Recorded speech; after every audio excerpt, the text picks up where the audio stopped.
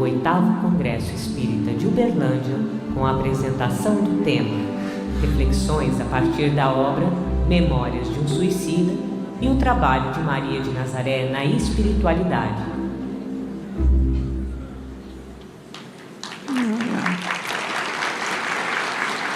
Queridos amigos, queridas amigas, muita paz a todos. É com imensa alegria e com muita honra que me encontro nesse 8º Congresso Espírita de Uberlândia. Quero dizer para vocês que, além da alegria, nesse céu tenho o grande desafio de falar na hora do almoço. Então, espero fazer uma palestra em que vocês se sintam emocionalmente alimentados e, na sequência, iremos para o almoço. Quero agradecer muito ao Rubens, à Divina, não pelo convite específico de estar aqui, mas pelo trabalho que eles lideram à frente de uma grande equipe na Web Rádio Fraternidade, colocando a consolação para o mundo em língua portuguesa, pois que a grade da emissora está em língua portuguesa, isso é muito importante, é a consolação indo para o mundo, e por eles liderarem a equipe que nos proporciona essa experiência inesquecível que é o céu. E antes de começar especificamente a palestra dessa manhã, eu vou pedir para ser passado um vídeo de 30 segundos apenas, divulgando o evento espírita ao qual estamos vinculados e que ocorre na nossa cidade, Campina Grande, Paraíba. Trata-se do Movimento de Integração do Espírita Paraibano. Vamos pedir para o pessoal da técnica colocar no ar.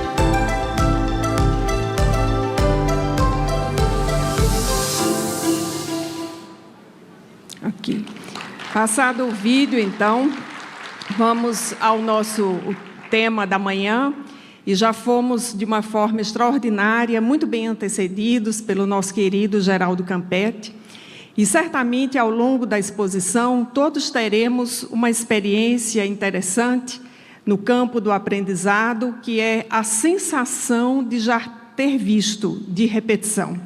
Talvez alguém que esteja aqui no auditório, à medida que eu for apresentando o tema, possa pensar assim, mas isso foi combinado. Combinou com o Rafael, combinou com Elahá, combinou com a Evelyn, combinou com o Geraldo Campetti especificamente.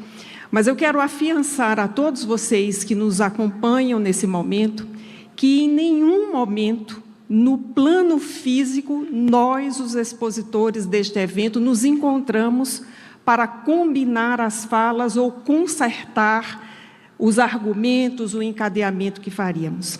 Mas certamente nos encontramos no plano espiritual, e eu digo isso de uma forma muito convicta, certamente, embora eu não tenha nenhuma memória de ter, por exemplo, feito uma reunião no mundo espiritual com Geraldo Campetti e ter separado para apresentar aqui ao final o texto Retrato de Mãe, da incrível Maria Dolores, psicografado por Chico Xavier, cujo nome, o próprio nome, já fala de alguém que em vida, no seu próprio nome, teve que se entregar a Maria pelas inúmeras dores que passou. A biografia de Maria Dolores é a biografia de uma mulher incrível e eu recomendo a todos. Mas os espíritos são extraordinários e sopraram uma forma de reorganizar a exposição, porque eu não sabia que o Geraldo leria o Retrato de Mãe até a hora que ele começou a ler. Então, vamos seguindo aqui com o que pensamos. Como vimos na exposição anterior, esse é um tema vasto na literatura espírita.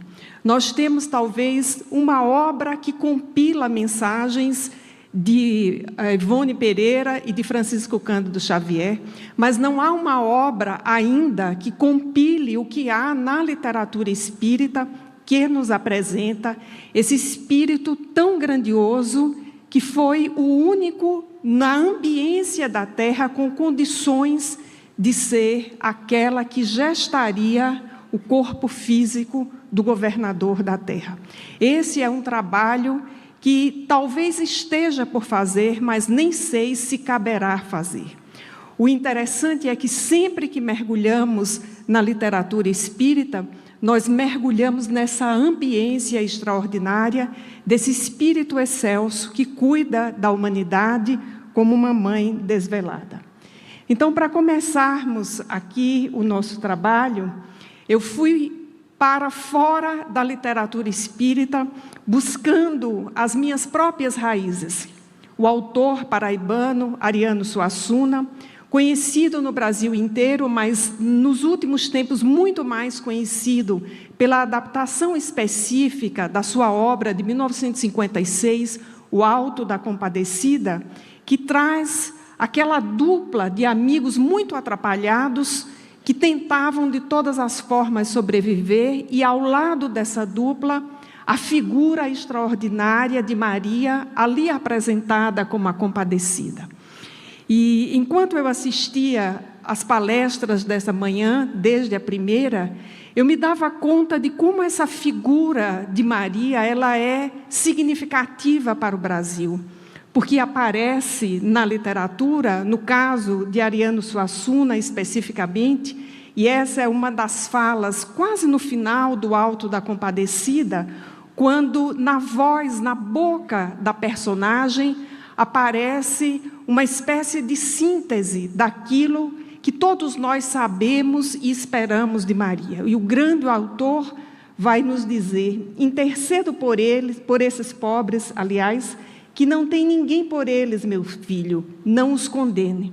Então, o imaginário brasileiro, que tem a vinculação de a imagem física, aquela que para os católicos é tão importante, ter sido retirada do fundo de um rio, no sentido simbólico, o Brasil precisou mergulhar na sua própria história para achar essa imagem, e primeiro o corpo, depois a cabeça, como Rafael narrou na última sexta-feira, para que nós possamos, fazendo essa colagem, não da peça, não da imagem em si, mas a colagem dessas representações, extrair o âmago dessa figura solene, excelsa, respeitada por todos os espíritos superiores. Esta é uma unanimidade que encontramos na literatura espírita e que, partindo, como eu disse inicialmente, fora da literatura espírita, trazendo dessa representação, dessa obra, O Alto da Compadecida, também encontramos essa representação de alguém a ser profundamente admirado, respeitado e venerado.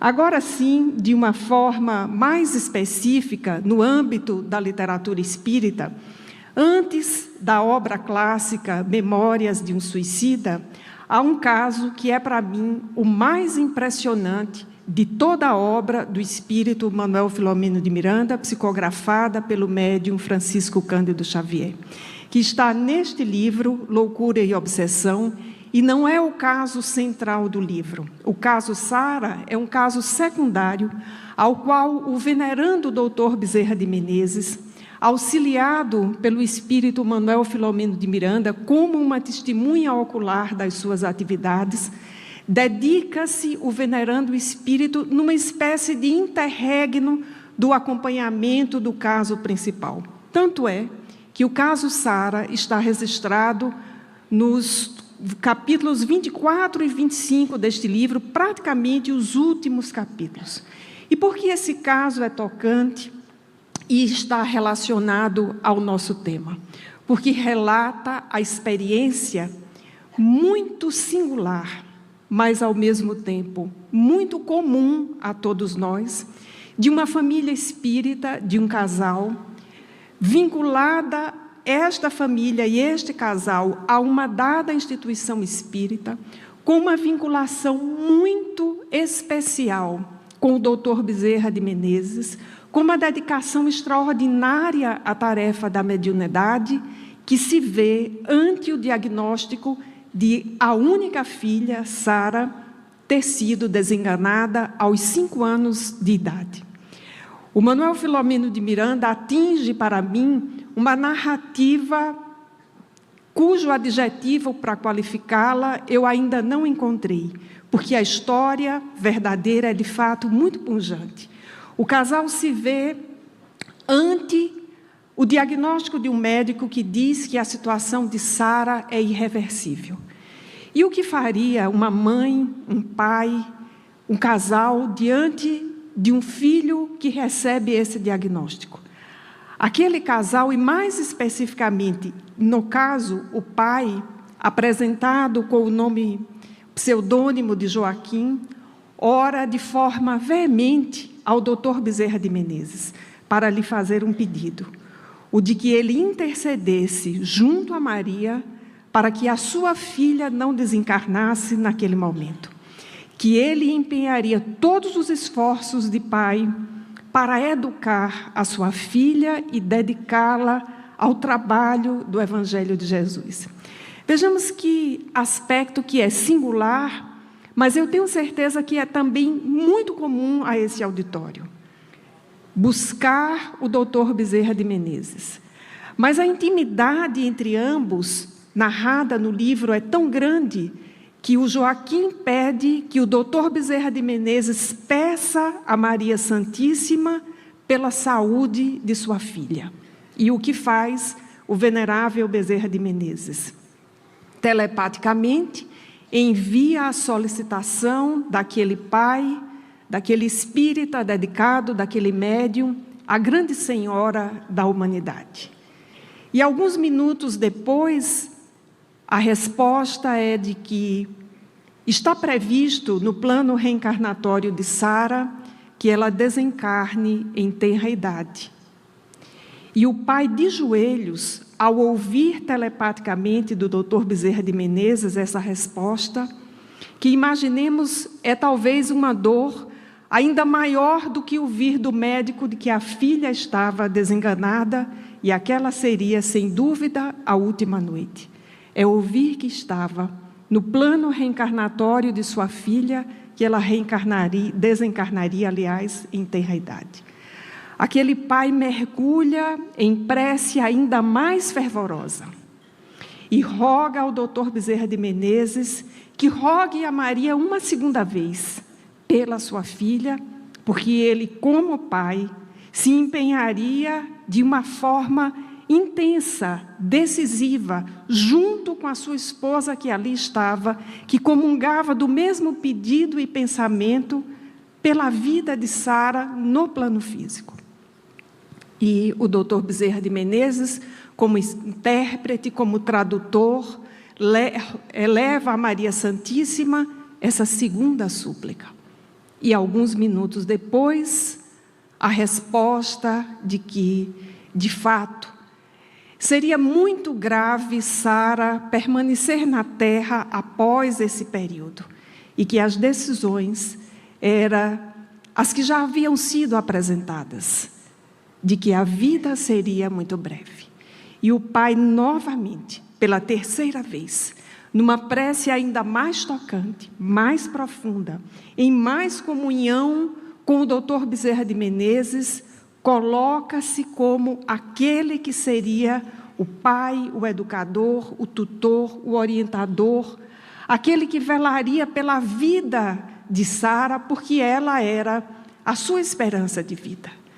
E que, assim como médium, que intermediava as mensagens do mundo espiritual e que consolava a outros, precisava também de um consolo na terra, pois que sem a sua filha, tanto ele quanto a sua esposa estavam como se tivessem murchado, como se não tivessem forças para seguir, porque Sara era a sua fonte de vida. E alguns minutos depois, chega então, através de Celina, essa personagem muito importante para nós, e que vai aparecer sempre que o Dr. Bezerra de Menezes se refere a Maria Santíssima como a grande mensageira, como se ele se dirigisse a Celina e ela, sim, a Maria Santíssima. a resposta através de Celina. A mãe de Jesus concede moratória, um prolongamento para a vida, para Sara, conforme solicitado. Ela viverá. Que Deus nos abençoe. E Sara recuperou, naquela noite, a sua saúde, para a alegria extrema de seus pais, que se dedicaram como tutores, como orientadores, apresentando àquela menina o Evangelho de Jesus e seguiram por mais 20 anos num trabalho de comunhão, dedicação à mediunidade e ao Dr. Bezerra de Menezes.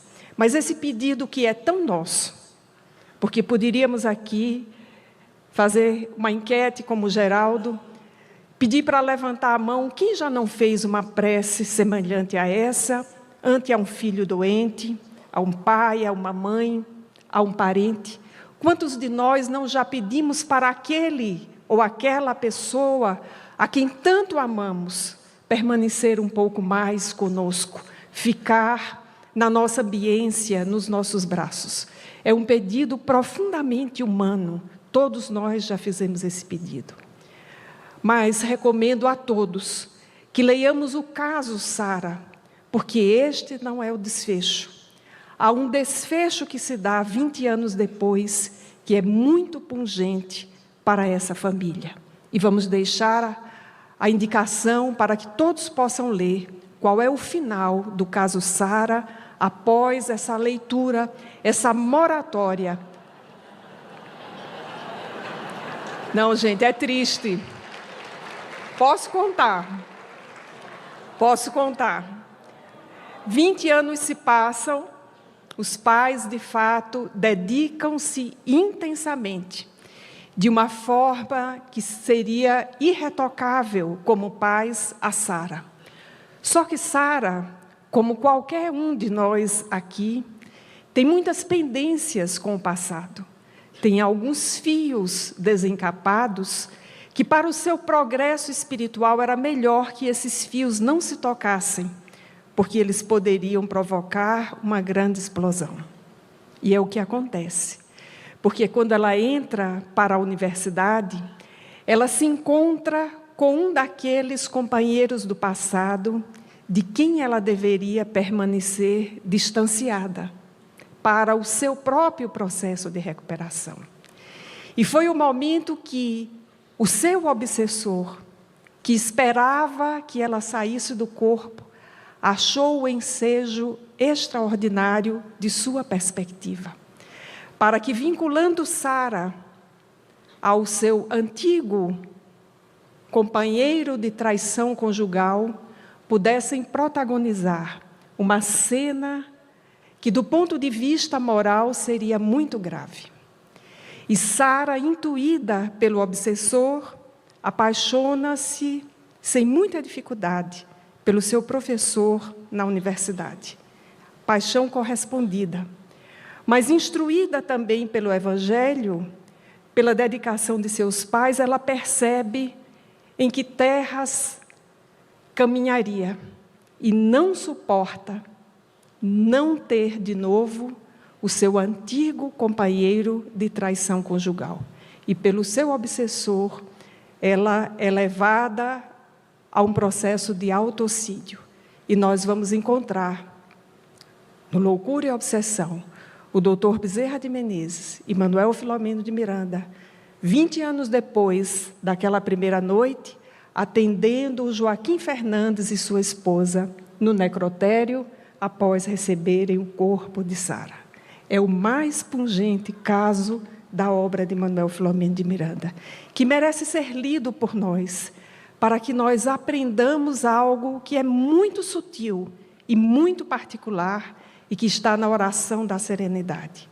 Há aspectos em nossa vida que não podem e não devem ser mudados. E há outros, no entanto, que podem e devem ser mudados. Distinguir entre um e outro é um processo de autodescobrimento e de profunda conexão com a espiritualidade. Porque os pais fizeram a sua parte, mas Sara não suportou a prova. Por isso, no seu planejamento reencarnatório, ela voltaria mais cedo, de uma forma suave para o espírito, o desencarne em função de uma doença, pungente para os pais. Mas 20 anos mais tarde, com certeza, vocês concordam comigo, foi muito mais doloroso e muito mais pungente, embora os pais não tivessem nenhuma responsabilidade direta pelo acontecido. Esse é o caso, Sara, então, de loucura e obsessão. Seguindo, então, nós vamos agora para a narrativa que está na obra, um clássico, como disse Geraldo, Memórias de um Suicida, e nós não vamos nos deter sobre a grande história de psicografia e de publicação desse livro. Aqui rendemos a nossa homenagem à Dona Ivone do Amaral Pereira, pela coragem de psicografar, pela coragem de não destruir os originais, e rendemos a nossa homenagem à Federação Espírita Brasileira pela edição dessa obra, que é para todos nós um manancial em que a cada leitura vamos descobrindo novos aspectos que nos instruem. Seguindo essa obra, pela ótica, aliás, do seu narrador, que é o Camilo Cândido Botelho, nós temos uma narrativa que vai alcançar cerca de 52 anos da permanência deste espírito no mundo espiritual, desde o seu desencarne até quando ele decide reencarnar. E por que decide? Porque esse espírito, como tantos outros e como nós mesmos, entra num processo de recuperação intensa que ele alcança o patamar de poder, até um certo tempo, adiar a sua volta à Terra. E o livro vai terminar quando ele toma uma decisão, que é uma decisão de encorajamento. Mas o que nos interessa nessa manhã, especificamente, é que, pelas lentes desse espírito, nós vamos conhecer o extraordinário trabalho da Legião dos Servos de Maria. Uma verdadeira legião mesmo, um exército, um grande contingente de espíritos com as mais diversas experiências e organizados em diferentes patamares do seu conhecimento espiritual, para atender aos que sofrem na terra em nome de Maria. É muito interessante nesse livro, porque o que nós conhecemos da grande mãe da humanidade nos é dito através do trabalho que espíritos lúcidos e de boa vontade se colocam à disposição para integrarem esse grande exército de atendimento. E o livro traz uma ambiência em torno da colônia espiritual Maria de Nazaré, com inúmeros departamentos, que nós vamos agora focar naquilo que conseguimos identificar como sendo o trabalho que se faz em nome de Maria para atender aos sofredores no mundo espiritual. E gosto de pensar que é o trabalho que também é feito para atender a nós outros que estamos no plano físico. Inicialmente, esse trabalho começa com aquilo que podemos denominar de acolhida. Os sofredores são acolhidos, assim como os pais de Sara, assim como os personagens João Grilo e Chicó, do livro Alto da Compadecida, retratam o acolhimento que é feito àquele que sofre em nome de Maria. O que nos traz uma lição extraordinária para a casa espírita. A casa espírita deve ser este espaço de acolhida. O que sofre, o que chora, pelos mais diferentes motivos, e chega às portas de nossa casa espírita, merece ser acolhido. Não importa a sua dor. Não importa se ele chega e inicialmente apenas chora. Não importa se ele chega e inicialmente fala sem parar sobre a sua dor, conta a sua dor a quem quer que lá esteja. Não importa se ele chega desconfiado por não saber o que vai encontrar ali. Importa que ele seja acolhido. No livro, o espírito Camilo Cândido Botelho vai afirmar que, periodicamente, singular caravana visitava aquele espaço de sombras, porque ele está se referindo ao local aonde ele inicialmente ficou após o seu desencarne pelo autocídio. Mas nós também vemos que, no caso Sara, nós tivemos inicialmente o Dr. Bezerra de Menezes como esse que inicialmente acolheu o pai de Sara e depois mantém o seu diálogo mental com Celina para, enfim, a resposta de Maria. O que nos interessa aqui é essa ideia de que não estamos ao acaso, de que não somos não atendidos.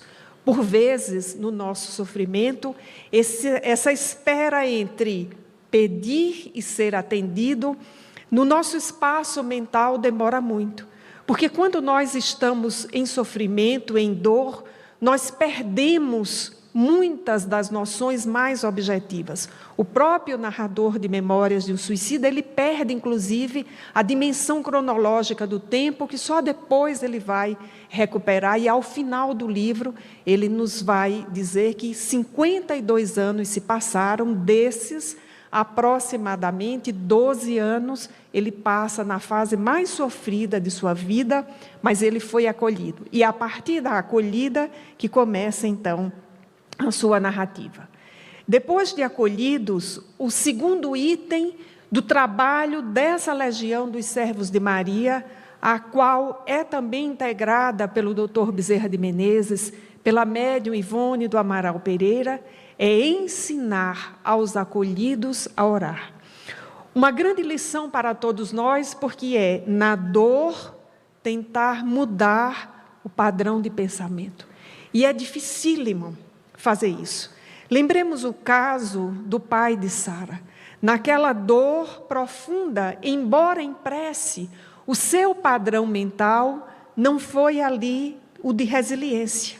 O seu padrão mental foi de, em fazendo a prece, a única solução que acalmaria o seu coração seria a sua filha não morrer naquela noite. Na sequência dos anos, e 20 anos depois, o pai de Sara aprendeu a orar com resiliência. Em Memórias de um Suicida, nós também vamos acompanhar os personagens aprendendo ao longo de anos, de décadas a orar. E na releitura que eu fiz especificamente para essa palestra de hoje, eu me entusiasmei com um personagem que é o Jerônimo Silveira. É o personagem impulsivo. É aquele que solicita aos mentores do hospital onde ele estava abrigado que ele pudesse fazer uma visita à sua família, porque a saudade era imensa da esposa e dos 4 filhos, notadamente da filha mais nova, a Margaridinha, conforme denominada no livro, do seu filho Albino, das outras 2 filhas. E esse espírito não tinha méritos, digamos assim, ele não tinha, o próprio livro usa essa expressão, ele não tinha méritos, ele não tinha ainda condições emocionais de voltar à terra para ver como havia ficado a sua família. Mas ele insiste, tal como o pai de Sara, até que a visita é autorizada para que com os próprios olhos e com uma dor muito grande que ele vai viver, ao ver os filhos ao relento, ao ver que a esposa havia tomado um outro caminho, explorava a própria filha mais nova, a Margarida, ele sofre tão intensamente com o ato que ele havia tomado, com as consequências do seu ato, os padecimentos inenarráveis sobre os seus filhos, que quando ele volta ao hospital, ele decide-se por uma outra via de tratamento, que é chamada do isolamento, mas o mais importante, que foi o que se destacou aos meus olhos nessa leitura, ele vai aprender a orar. E durante muitos anos, ele vai orar a hora do Ângelus, às 18 horas, que era uma tradição do Hospital Maria de Nazaré, suspender todas as atividades às 18 horas e todos voltarem-se em prece a Maria, todos aqueles que queriam orar, porque não era obrigado que participassem da oração. Mas Jerônimo Silveira aprende a orar e ele, durante anos, no setor do hospital chamado isolamento, o próprio nome já diz, sem convívio com seus outros companheiros, ele aprende a orar e ele entrega as suas preces a Maria Santíssima para proteger os seus filhos, notadamente os 2 que estavam em situação de maior risco, o Albino, que já estava encarcerado, e a Margarida, que vivia numa situação de exploração e de penúria. E ele vai narrar ao Camilo Cândido Botelho, anos depois, que ele recebe a notícia pelo seu instrutor, o Santarém, João de Santarém, que as suas súplicas haviam sido ouvidas e anotadas por Maria e haviam sido respondidas. Minha gente, é de uma profunda emoção, porque são espíritos, como o próprio Camilo redige, e eu comecei a contar no livro, depois deixei para lá, quantas vezes o Camilo usa palavras duras para descrever a si, para descrever ao Jerônimo. Ele usa palavras como réprobos, e nem esses ficam sem ser ouvidos. As preces de Jerônimo foram ouvidas, foram anotadas e foram atendidas no seu tempo. Então, aqui nós nos acostaríamos a Francisco Cândido Xavier para dizer que, se as preces de uma mãe arrombam as portas do céu, as preces de um pai, e de um pai que estava no isolamento do Hospital Maria de Nazaré, também arrombam as portas do céu. E nós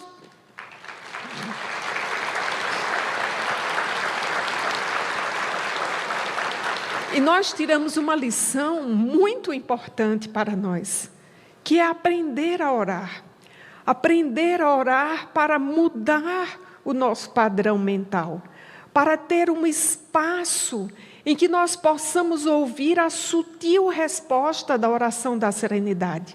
A diferença entre o que pode e deve ser mudado, entre o que não pode e o que não deve ser mudado, pelo menos nesse momento. É a sutileza de uma resposta que só pode vir de uma mente asserenada e de um coração que confia. E que só pode vir no decorrer de um tempo, porque esse Wi-Fi com os espíritos superiores, essa Wi-Fi, essa conexão com Maria vai se dar com o tempo. Não é um plug and play, embora esteja disponível para nós, não é que ela não queira ou não possa responder, é que às vezes, ou nós não sabemos pedir, ou nós não conseguiríamos exatamente, imediatamente lidar com a resposta. E a mensagem de Jesus, o seu Filho, nos diz para bater, que a porta se abrirá, para buscar e achar, para perseverar. Então, a prece é esse segundo item dessa grande, digamos, metodologia de trabalho e recuperação dos espíritos, que eu estou muito convicta não serve para os desencarnados apenas, serve sobretudo para nós. O terceiro item é disciplina. E somente alguém muito impulsivo diria que disciplina não serve para nada. Talvez fosse a frase do Jerônimo Silveira antes da indisciplina de ir para uma visita que ele não tinha condições emocionais de suportar, mas que volta pela experiência difícil, dolorosa, de enfrentar as próprias convivências, convicto de que precisava, naquele momento, ser disciplinado. E o capítulo específico que traz o Jerônimo Silveira nos traz essa aquisição, a disciplina. Como nós precisamos aprender, pelo menos, a ter rotina, a organizar a nossa vida de modo a achar espaços para nós, espaços para a prece, espaço para os trabalhos solidários, espaços para a leitura. Muita gente diz que não tem tempo para ler. Mas, ultimamente, eu tenho feito uma experiência muito importante e compartilhado com outras pessoas. Há metodologias de ensino de língua estrangeira que propõem 15 minutos por dia de dedicação a um exercício na língua-alvo que se quer aprender. E, ao longo de um ano, essas metodologias apontam que o estudante alcança o nível intermediário de uma língua estrangeira a partir das provas de certificação. O nível intermediário de uma língua como o inglês, o espanhol, é bem significativo, em 1 ano. Joana de Ângeles diz, no livro Convites da Vida, salvo a memória aqui, que deveríamos dedicar 1/4 de hora por dia ao estudo. Aliás, em Vida Feliz. 1/4 de hora, 15 minutos. Se nós não tivermos rotina, disciplina o suficiente para 15 minutos de leitura por dia, nós estaremos perdendo a oportunidade de ler, por exemplo, o caso Sara e nos emocionar profundamente. Ler Memórias dos Suicidas e chorar e rir com as narrativas de Camilo, porque há momentos em que ele nos conta de uma tal forma que até parece engraçado aos nossos olhos. E esse mesmo Camilo e o seu companheiro Jerônimo, que nos levam a entender outra parte importante dessa metodologia de acolhida, de tratamento, de recuperação, que é guiar a observação. E isso eu achei muito importante, porque naturalmente nós somos curiosos, mas não necessariamente bons observadores. No livro, nós somos levados a perceber a diferença entre ter curiosidade pelos outros, pelos pares, e saber observá-los. Então, todos são convidados à metodologia da observação. Observar os pares para aprender com eles, observar os superiores para entender que aqueles a quem nós dizemos são superiores já tiveram os seus pés que sangraram na estrada e que já fizeram longas caminhadas e processos duríssimos de reconstrução, de rota, e por isso estão aí para nós, neste momento, como os superiores. É uma aprendizagem através da observação, para depois, então, passarem os espíritos a observarem os encarnados e só, por fim, o processo de autoobservação. Aplicando esses 4 passos para nós que estamos encarnados, talvez a nossa dificuldade seja enxergar os desencarnados. E como disse Alisson, há espíritas de 50 anos que, se vissem um espírito aqui agora, sairiam correndo por essas portas. Então, vamos ficar com a observação que, se não consegue começar por nós mesmos, uma observação a título de instrução, não é curiosidade perquiridora da vida alheia. Uma observação para os nossos pares, os que estão conosco. Porque às vezes nós achamos que somente nós sofremos, mas olhar para o lado, olhar para os pares, para os outros, nós aprendemos que eles também estão a caminho. Olhar para os que já galgaram outros degraus acima dos nossos, e como eles transitaram por esses caminhos. E por isso ler biografias de espíritos que superaram, de personalidades que aqui na Terra ainda deram grandes saltos, se mostra para nós tão importantes. Para que então essa observação que está para fora, ela se volte, enfim, para dentro. E nós consigamos fazer a autoobservação em nossas vidas para conhecermos as nossas particularidades, porque nós temos toda uma história. Nessa vida mesmo, não precisa nem ir ainda para as vidas anteriores. Observarmos-nos nesta vida. O que fazemos? Como pensamos? Que linguagem utilizamos? Que atitude tomamos? O que a nossa linguagem diz da forma que pensamos? Porque se dizer com quem andamos, dar testemunho de quem somos, mais do que isso, antes disso, primeiramente, o que falamos diz quem somos. E Jesus nos ensinou isso. A boca fala do que o coração está cheio. Então, precisamos aprender também a nos auto-observar. E na técnica que é usada com Camilo e os seus companheiros, há uma constante indução, digamos assim, na falta de uma outra palavra, para o respeito a um patrimônio moral e intelectual. Então, é uma valorização, essa sim é a palavra que queria. Há uma valorização, a aquisição de todo todos os patrimônios que são benéficos ao espírito. Por isso, um constante estímulo ao estudo.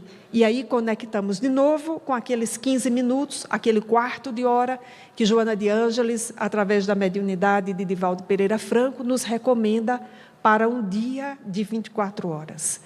E a aquisição, a valoração de tudo aquilo que faz bem ao espírito no campo da moralidade. Porque para crescer nessa direção de Jesus e de Maria, o patrimônio intelectual é decisivo, mas o patrimônio moral e com ele o patrimônio emocional é fundamental para aqueles que estavam sendo atendidos na colônia correcional Maria de Nazaré, mas sem dúvida nenhuma, todos concordam, é fundamental para as nossas vidas.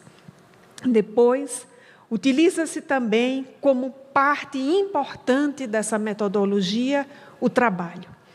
Nesse trecho do livro que separamos para testemunhar esse item da metodologia, o espírito Camilo Cândido Botelho faz uma reflexão sobre os seus 52 anos no mundo espiritual e ele desconta os 12 primeiros, em que ele estava na inércia, na lamentação, no sofrimento, revivendo a sua dor o tempo inteiro, olhando para os outros que também reviviam as suas dores, mas na inércia, nenhum trabalho.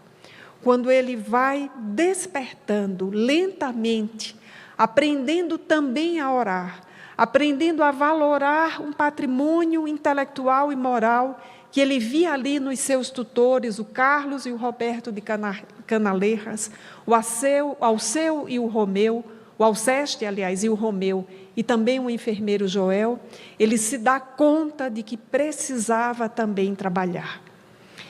E eu diria que há muita semelhança quando chegamos à casa espírita, ou pelo menos quando aquele patrimônio intelectual da doutrina espírita já começa a nos lembrar que a posição passiva, inerte, daquele que não contribui, não necessariamente ou apenas na casa espírita, mas que não contribui diretamente para o mundo, para dar um retorno à sociedade em que está, nós nos sentimos também, como o Camilo, chamados a esse trabalho. E quando nele nos lançamos, nós observamos que somos os principais beneficiários, que esse trabalho em prol do próximo, nas diferentes frentes que existem ao nosso redor e na Terra como um todo, são decisivos para que o nosso espírito não possa se sutilizar ainda mais no campo emocional e no campo espiritual. E com isso é que vem depois o trabalho do autoconhecimento. Vejamos que a narrativa nos leva para etapas que precedem o autodescobrimento. É acolhimento, é aprender a fazer preces, é aprender a observar com finalidade educativa, é valorar o estudo, é valorar toda a aquisição do campo emocional e moral para o espírito, é colocar-se de forma engajada no trabalho em favor do próximo para depois aparecer esse trabalho em prol do autodescobrimento. Esse autoaprimoramento, ou autoiluminação, como queiram chamar, se mostra decisivo, mas não é por onde a recomendação, aliás, a recuperação começa. Esse trabalho de autodescobrimento vem muito depois, porque nós precisamos, de alguma forma, estar predispostos, estar, no mínimo, desejosos de saber um pouco mais quem somos nós. Por que agimos de impulso? Ou por que na nossa fala aparecem, às vezes, palavras, expressões, termos ou todo um discurso que nós já achamos que nem concordamos tanto, mas que sai. E nós precisamos de todo um trabalho de desaceleramento daquele estoque que está na nossa mente e no nosso coração para estocar outras informações, outras formas de dizer, para que aí sim possamos ir na nossa palavra e depois na nossa ação, representando cada vez mais a essência vinculada à mensagem de Jesus, conforme na frase que citamos antes, A boca fala do que o coração está cheio e as atitudes dizem quem somos. Por isso, esse trabalho necessário, que é de fora para dentro, não à toa, vejamos, as observações elas começam para fora. Observações terapêuticas, observe os outros, traga isso para dentro. E é esse trabalho, então, que vai sendo narrado como um trabalho de recuperação desses espíritos. E avançando do trabalho de recuperação, vem então o despertar das grandes potências da alma. E as duas grandes potências que seriam a verticalização no estudo, mas com muito destaque aparece na obra, a verticalização, a vinculação com a arte. É muito significativo nesta obra o valor que é dado à arte como um trabalho terapêutico para todos, e depois um trabalho que vai se tornar uma especialidade para alguns. Por exemplo, o trabalho que Cacá e Tiago fazem, o Tim e Vanessa faz, certamente esse trabalho com a arte, tantos outros, é um trabalho já para esses espíritos de verticalização e de aprendizado, e para nós outros é um trabalho terapêutico. Porque quando ouvimos ontem Tim e Vanessa, todos ficamos em êxtase. E quanto foi terapêutico cantar aqui a plenos pulmões. Por isso, para alguém que está naquela linha tênue, né, naquela linha ali depressiva, é importante conviver com a arte que possa tocar a sua alma, antes que essa pessoa entre naquele estágio em que nada mais lhe agrada. E aprendemos isso lendo Memórias de um Suicida e pensando se é importante para recuperar quem está lá, é decisivo para nós que estamos aqui e vamos voltar ao mundo espiritual.